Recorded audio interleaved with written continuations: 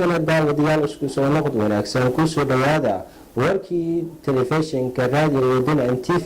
xaruntiisa magaalada Beledweyne waxaan idin soo jeedinayaa anigoo ah Cabdinuur Cismaan Aadan Caraysa